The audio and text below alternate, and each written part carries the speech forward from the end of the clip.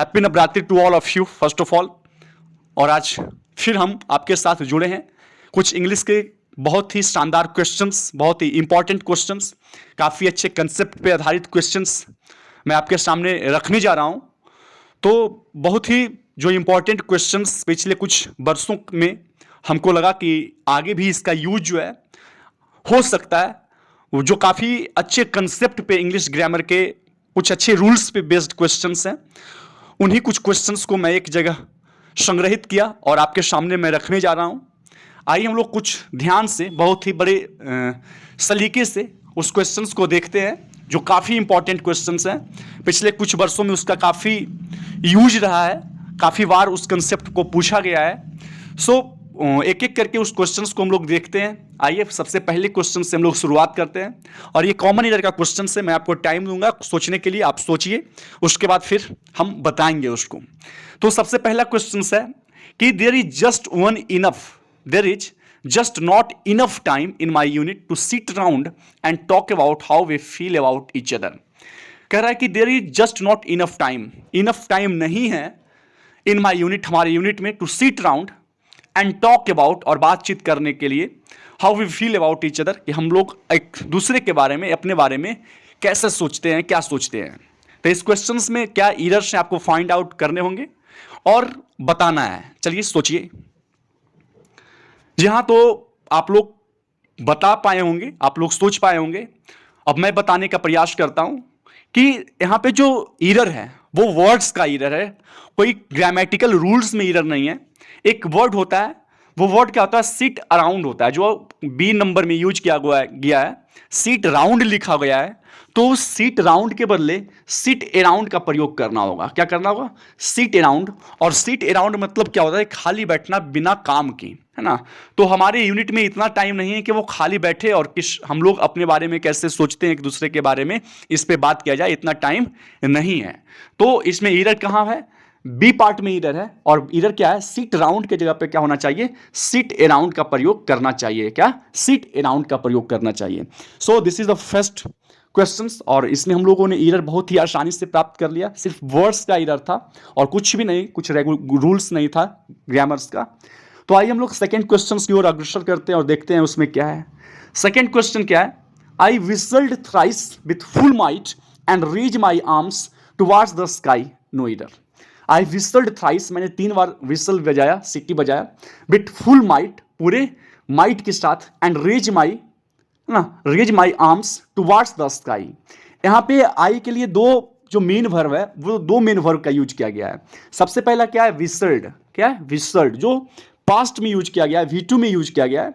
और दूसरा क्या है? उसी के लिए, आई के लिए रेज का प्रयोग किया गया है, जो V1 में प्रयोग किया गया है। तो गलती यहां पे क्या है कि जब आई के लिए जो मेन वर्ब 2 यूज किया गया है, पहला विसल्ड, दूसरा रेज, तो उस दोनों को क्या होना चाहिए? पास्ट में होनी चाहिए। तो इस रेज को हटाकर हमको क्या करना होगा?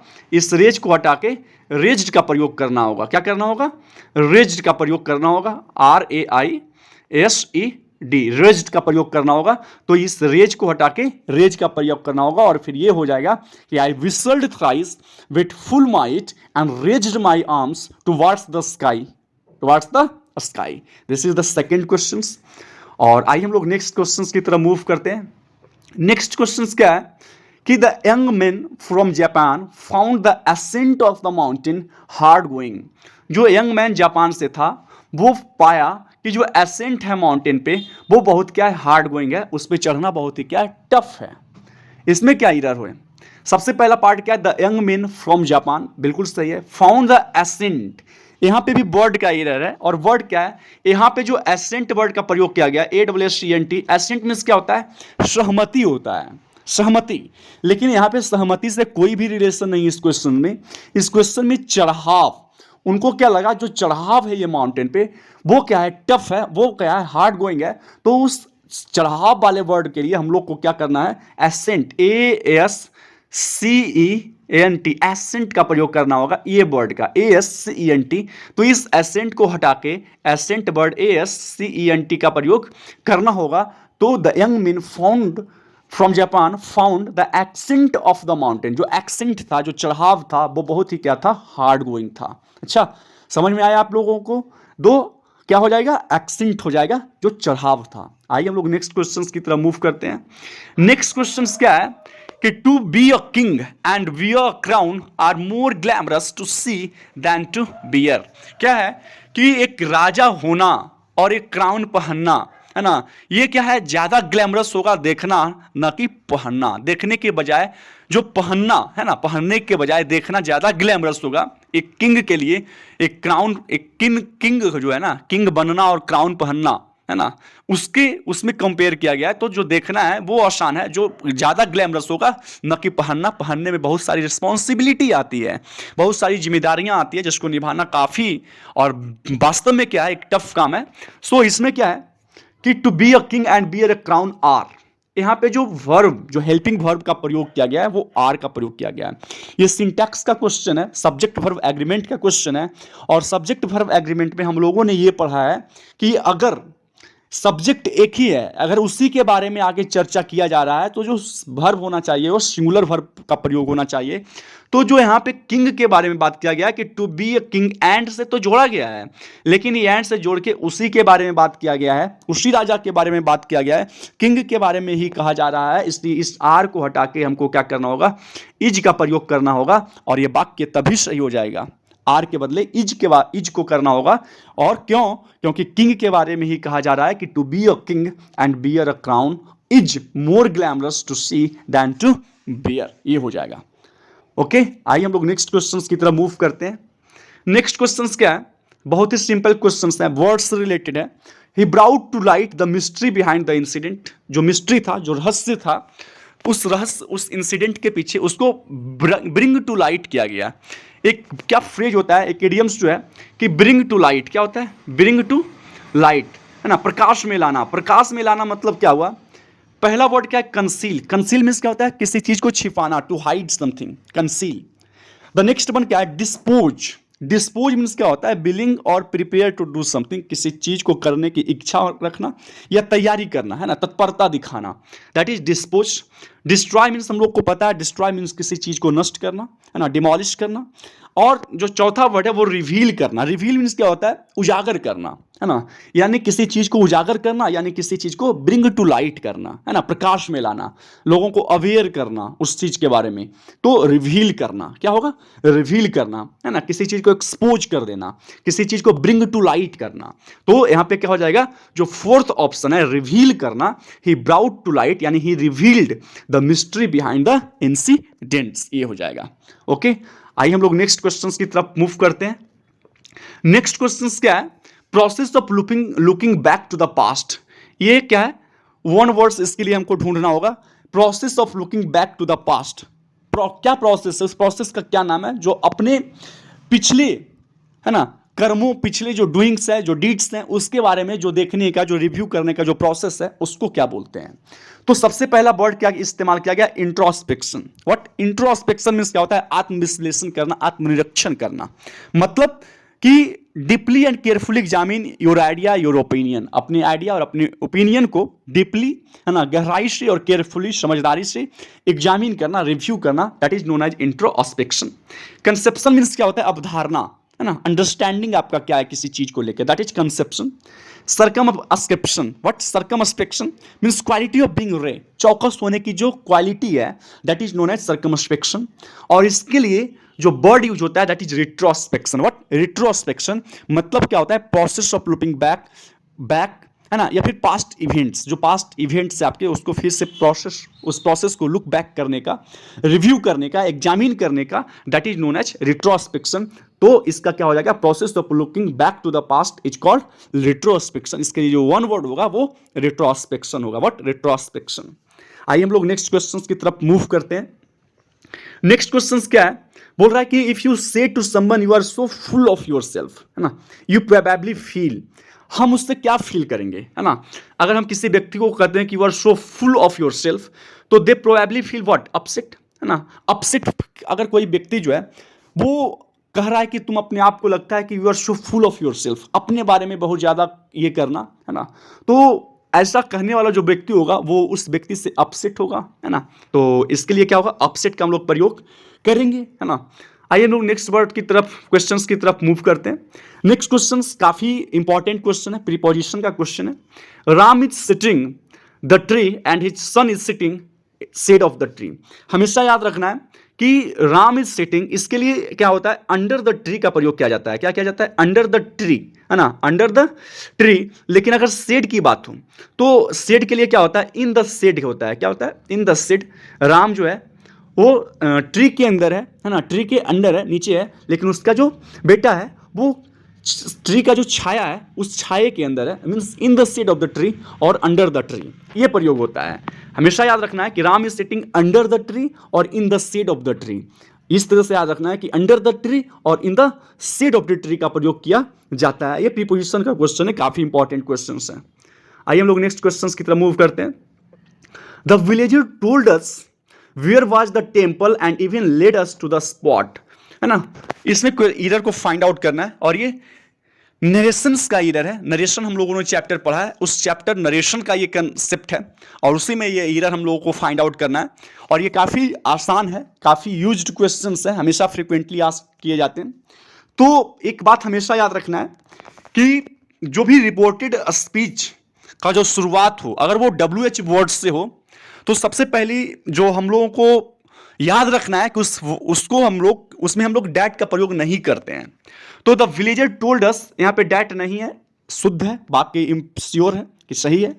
दूसरा, ये वेयर वाज द टेम्पल जो लिखा गया है, इसमें क्या किया गया है, इंटरोगेटिव बना दिया गया है, बल्कि इसमें हम लोगों को क्या करना है, वेयर वाज द टेम्पल नहीं लिखकर वेयर द टेम्पल वॉज लिखना है। वेयर वॉज द टेम्पल की जगह क्या लिखना है, वेयर द टेम्पल वॉज। इसको क्या करना है, वॉज को यहां से हटा के इस टेम्पल के बाद यहां प्रयोग करना है, तब ये सही हो जाएगा। The villager told us where the temple was. Where WH का प्रयोग करना है, उसके बाद डायरेक्ट हम लोगों को सब्जेक्ट, उसके बाद जो हेल्पिंग वर्ब है उसका यूज करना है। तो where the temple was and even led us to the spot, इस तरह से हम लोगों को बनाना है, इस तरह से वाक्य ये सही हो जाएगा, है। तो आइए हम लोग नेक्स्ट क्वेश्चन की तरफ मूव करते हैं। The chairman welcomed all the guests and give an outline of the activities performing by the company. जो चेयरमैन था, वेलकम्ड किया सभी गेस्ट्स को और गिव एक आउटलाइन, एक रूपरेखा देता है ऑफ द एक्टिविटीज, वो सारे क्रियाकलापों का, performing by the company, company के द्वारा जो परफॉर्म किया गया, है ना। वेलकम्ड, यहाँ पे चेयरमैन जो था वो वेलकम्ड किया, और जो परफॉर्म्ड एक्शंस था, परफॉर्मिंग नहीं, जो काम किए गए परफॉर्म्ड बाय द कंपनी, उसका एक आउटलाइन देना। तो इस परफॉर्मिंग के जगह पे क्या करना होगा, हम लोगों को परफॉर्म्ड करना होगा, PERFORMED, परफॉर्म का प्रयोग करना होगा। तो द चेयरमैन वेलकम्ड करता है all the guests and give an outline of the activities performing by the company, नहीं, परफॉर्म्ड बाय द कंपनी, उस कंपनी के द्वारा जो भी परफॉर्म किया जाता है उसका एक आउटलाइन देता है ना। तो परफॉर्मिंग की जगह पे क्या करना है, परफॉर्म्ड का प्रयोग करना है। आइए हम लोग नेक्स्ट क्वेश्चन की तरफ मूव करते हैं। नेक्स्ट क्वेश्चन है कि the reason for my prolonged absence from the class was because I was ill. जो रीजन रहा कि इतने लंबे समय तक मैं क्लास से एब्सेंस रहा, वो बिकॉज, क्योंकि आई वॉज इल, मैं क्या था, बीमार था।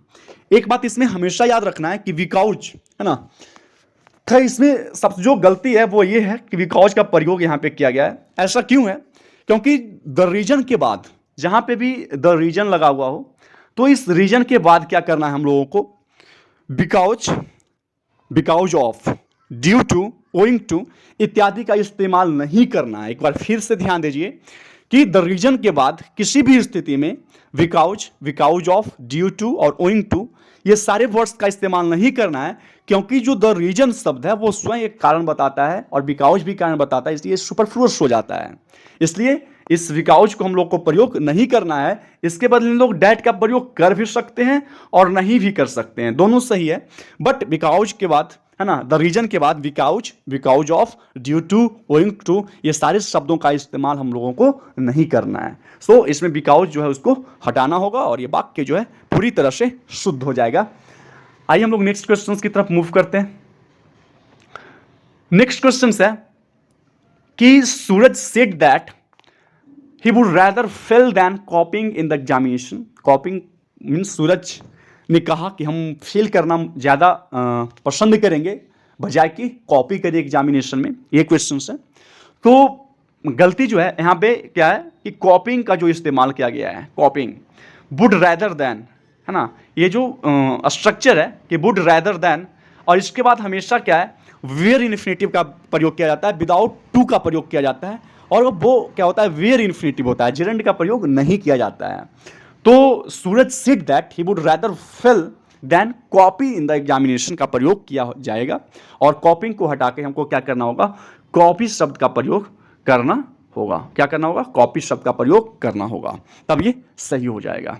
आइए हम लोग नेक्स्ट क्वेश्चंस की तरफ मूव करते हैं, और नेक्स्ट क्वेश्चंस क्या है, जज in him, HIM sorry misprint है, जज in him prevailed upon the father and he sentenced his son to death. क्या हुआ कि जज इन हिम, उनमें जो जज की क्वालिटी था वो प्रिवेल करता है अपॉन द फादर, पिता को, और उन्होंने क्या किया, सेंटेंस कर दिया, अपने ही बेटे को सजा सुना दिया। तो इसमें कहाँ गलती है, एक रूल है कि अगर कॉमन नाउन का यूज है ना, जज एक कॉमन नाउन है, और कॉमन नाउन का यूज अगर एब्स्ट्रैक्ट नाउन की तरह किया जाए, है ना, कॉमन नाउन का यूज अगर एब्स्ट्रैक्ट नाउन के किया जाए तो उसके पहले हमेशा हम लोगों को द का प्रयोग करना चाहिए, उसके पहले हमेशा हम लोगों को द का प्रयोग करना चाहिए।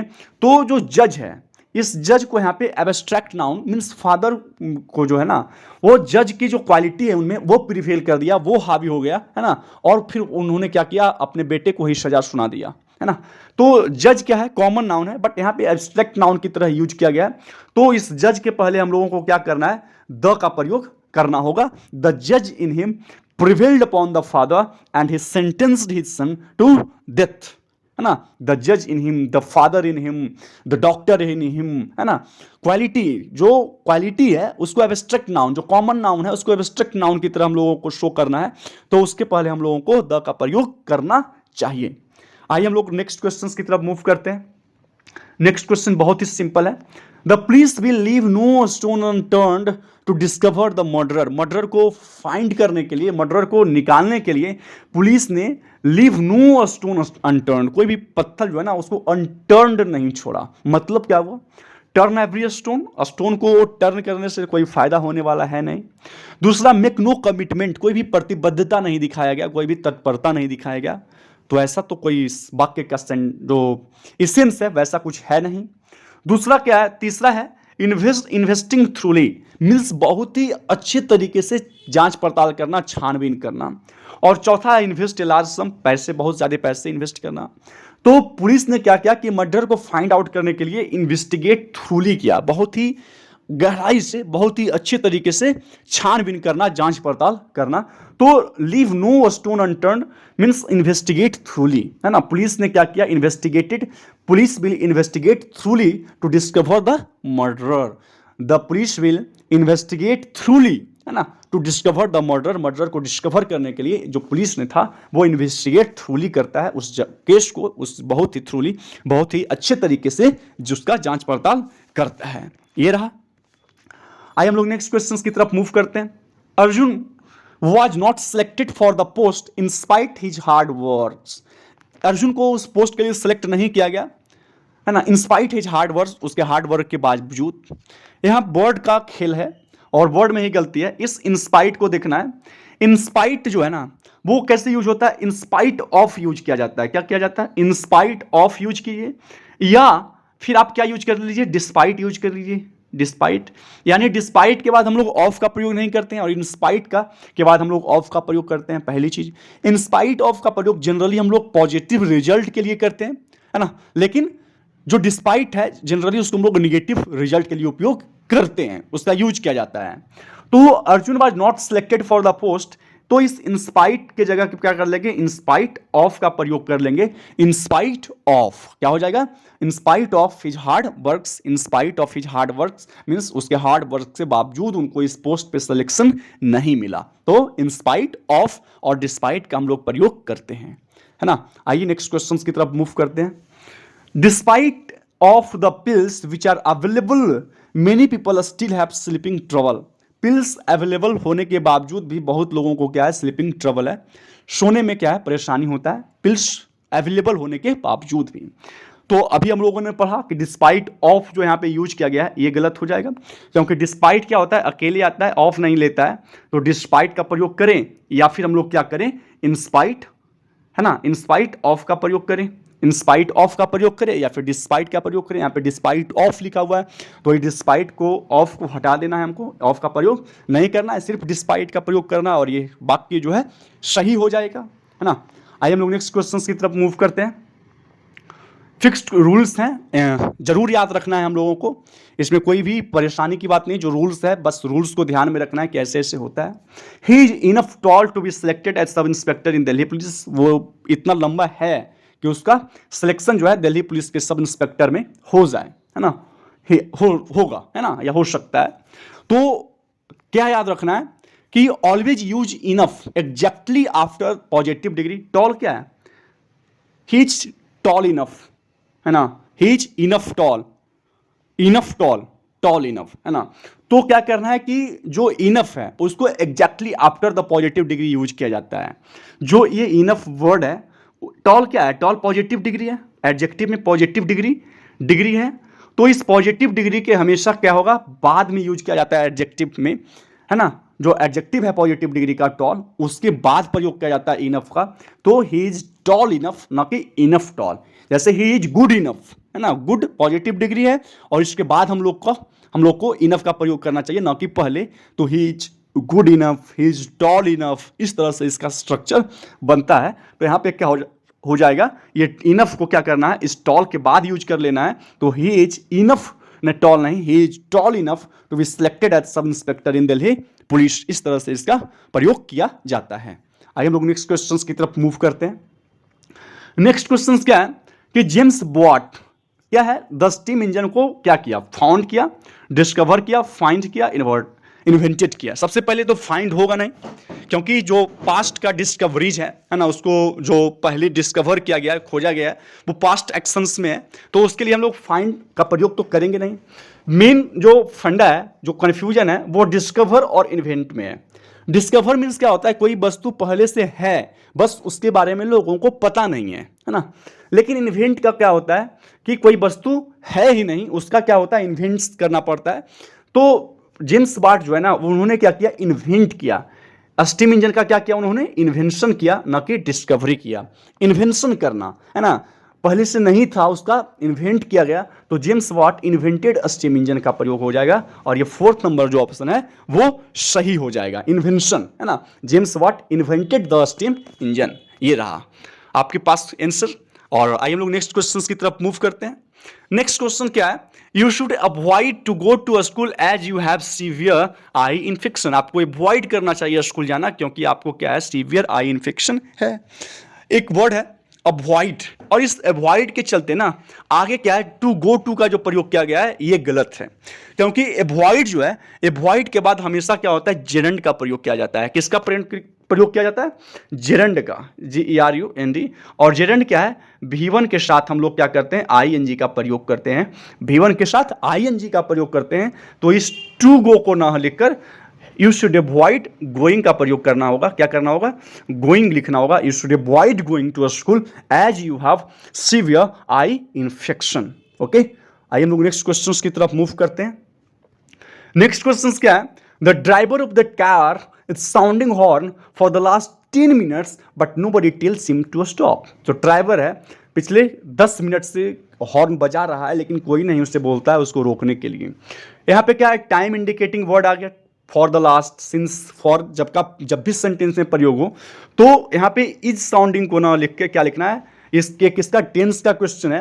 तो इसमें क्या हो जाएगा, ड्राइवर के लिए हैज बीन साउंडिंग, क्या हो जाएगा, हैज बीन साउंडिंग का प्रयोग हो जाएगा और ये सही है। फिर driver of that car has been sounding horn for the last 10 minutes but nobody tells him to stop, ये सही है ना।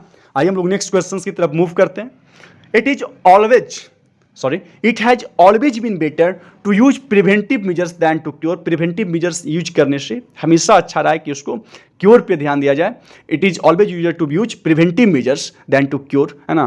क्योर ये क्वेश्चन है, ये क्या है कि preventive measures, use preventive measures then to cure, ये एक यूनिवर्सल ट्रूथ है। क्या है? यूनिवर्सल ट्रूथ है। और इस यूनिवर्सल ट्रूथ को जो हमेशा सत्य होता है उसको प्रेजेंट में लिखा जाता है ना, उसको सिंपल प्रेजेंट में लिखा जाता है, सिंपल प्रेजेंट में, है ना। तो इसके लिए ना वाज ऑलवेज ना हैज बीन ऑलवेज, इसके लिए क्या होगा? इज ऑलवेज, वो जो हमेशा सत्य है ना। तो it is always better to use preventive measures then to cure. It is always better to use preventive measures, है ना। रोकथाम, रोकना है, ये नहीं कि उसका क्योर के बारे में देखना है, उसको होने ही नहीं देना है ना। और ये हमेशा से सत्य रहा है। जो भी यूनिवर्सल ट्रूथ है, जो भी सेइंग्स है, जो भी डिक्टम्स है ना, जो भी यूनिवर्सल ट्रूथ है, उसको हमेशा से इज ऑलवेज यहाँ पे सही हो जाएगा। तो it is always better to use preventive measures then to cure का प्रयोग करना है। आइए हम लोग नेक्स्ट क्वेश्चन की तरफ मूव करते हैं। When he used to walk along the road, a wild and ferocious dog knocked him down, है ना। जब क्या हो रहा था कि he used to walk का प्रयोग किया गया है, और यहीं पे गलती है कि when he used to walk नहीं, when he was walking, जब वह रोड पे टहल रहे थे, है ना। वो यहाँ पे used to walk के जगह पे क्या करना होगा? walking का प्रयोग करना होगा। when he was walking along the road, a wild and ferocious dog knocked him down। जो घटना है ना, उसको, और एक कब हुआ और उस अंतराल में कब हो रहा था, है ना, उस अंतराल में क्या हो रहा था, उस समय क्या हो रहा था। तो he was walking along the road, a wild and ferocious dog knocked him down, है ना। ये सही हो गया। नेक्स्ट क्वेश्चन क्या है? I am sure that all my monthly expenses would exceeds, है ना, the income if you don't economise. आप जब इकोनोमाइज नहीं कीजिएगा तो आई एम श्योर, है ना, कि जो मेरा मंथली एक्सपेंस है वो एक्सीड कर जाएगा इनकम से, अगर हम इसको क्या करें, आप इसको इकोनोमाइज नहीं कीजिएगा तब। अब यहाँ पे क्या है? दो वर्ड है, एक श्योर और एक क्या होता है? सर्टेन होता है। क्या होता है? सर्टेन। जब कभी भी ये दोनों शब्द किसी वाक्य में जुड़े हुए हो, लगे हुए हो, तो आगे एक होता है क्या? वुड, एक वुड और एक विल। तो वुड जो है क्या दिखाता है? सर्टेनिटी को नहीं दिखाता है, इसमें कहीं ना कहीं चांसेस को दिखाता है, और विल जो है सर्टेनिटी को दिखाता है। तो जब यहाँ पे श्योर वर्ड का यूज हो गया है तो यहाँ पे क्या होगा? वुड को ना हटाकर हम लोग विल का प्रयोग करेंगे, क्योंकि पीछे क्या है? श्योरिटी शब्द जो है, श्योर वर्ड का यूज किया गया है, जो श्योरिटी को दिखाता है, जो निश्चितता को दिखाता है, कहीं ना कहीं उसका भाव लाता है। तो इस वुड को हटाकर क्या करना होगा? हमको विल का प्रयोग करना होगा, और ये सेंटेंस हो जाएगा, I am sure that all my monthly expenses will exceeds the income if you don't economise. और ये सब, ये जो सेंटेंस है तब सही हो जाएगा। आइए हम लोग नेक्स्ट क्वेश्चंस की तरफ मूव करते हैं। नेक्स्ट क्वेश्चंस क्या है कि some people like to do some social work even the it lacks resources. कुछ लोग जो है चाहते हैं कि कुछ सोशल वर्क किया जाए, लेकिन उनके पास क्या होता है? रिसोर्सेज नहीं होता है, स्रोत नहीं होता है, एंड दैट्स व्हाई वो नहीं कर पाते हैं। तो यहाँ पे ये क्वेश्चन जो है प्रोनाउन का क्वेश्चन है ना, प्रोनाउन का क्वेश्चन है। और प्रोनाउन में अगर देखना हो तो some people like to do some social work even the, यहाँ तक तो कोई प्रोनाउन का यूज किया नहीं गया है, वैसा जिसमें गलती हो। आगे चौथा वाक्य देखा जाए तो इट, और ये जो इट का प्रयोग किया गया ये कुछ लोगों के लिए किया गया है ना, कुछ लोगों के लिए किया गया, ये सम पीपल के लिए किया गया है। तो सम पीपल के लिए इट का प्रयोग नहीं करके हमको क्या करना होगा? दे का प्रयोग करना होगा। क्या करना होगा? दे के प्रयोग करना होगा, क्योंकि इट जो है सम पीपल के लिए आया है, और सम पीपल के लिए इट का प्रयोग नहीं होगा, दे का प्रयोग हो जाएगा। और some people like to do some social work even the they lacks resources, they, और फिर लैक्स नहीं, दे लैक रिसोर्सेज हो जाएगा, है ना। ये सही हो जाएगा। आइए हम लोग नेक्स्ट क्वेश्चन की तरफ मूव करते हैं। नेक्स्ट क्वेश्चन क्या है? The board is likely to take its time to examine the fact before giving their decision. ये भी प्रोनाउन का क्वेश्चन है, और उसी में गलती हम लोग को ढूंढना भी है। तो the board is likely to take its time, अपना टाइम लेगा, है ना। इट्स टाइम, यहाँ पे बोर्ड के लिए इट्स का प्रयोग किया गया, सही है। टू एग्जामिन द फैक्ट, ताकि क्या कर सके? फैक्ट को, जो तथ्य है उसको एग्जामिन कर सके। बिफोर गिविंग देयर डिसीजन, तो ये जो देयर है ना, ये किसके लिए यूज किया गया? इस द बोर्ड के लिए यूज किया गया है। तो इस बोर्ड के लिए देयर को हटाकर हमको क्या करना होगा? इट्स का प्रयोग करना होगा। तो इट्स गिविंग इट्स डिसीजन, अपने डिसीजन से देने से पहले वो एग्जामिन करेंगे और अपना टाइम लेंगे, है ना।